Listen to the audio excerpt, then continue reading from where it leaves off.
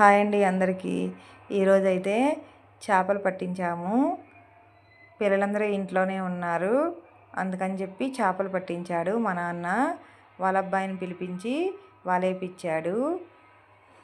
వలేపిచ్చి చేపలు పట్టించాడు.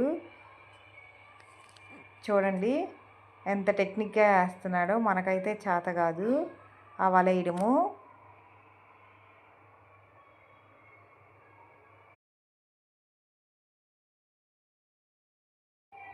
కొన్ని చేపలు అయితే పడినాయి.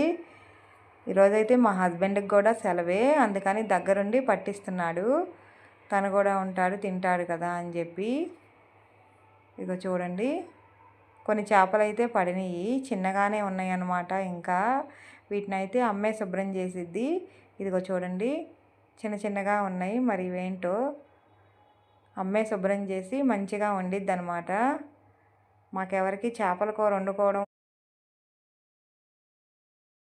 అమ్మ చేసినట్టు రాదు.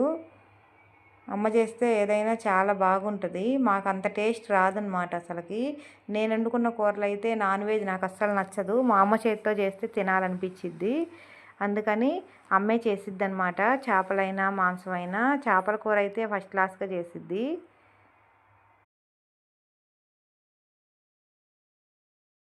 ఇంకా ఇవంతా గంట పని శుభ్రం చేయడం. ఇవన్నీ చూడండి పట్టిన చేపలు ఎలా కొట్టుకుంటున్నాయో.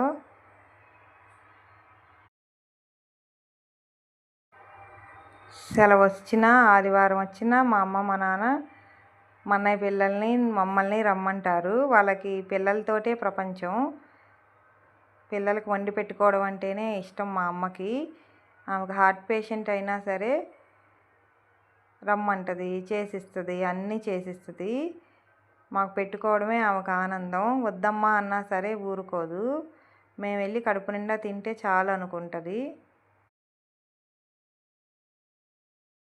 సెలవు వస్తే ముందు రోజే ఫోన్ చేస్తారు వచ్చేసేయండి అని. ఇంకా వాళ్ళకి అదొక పిచ్చి.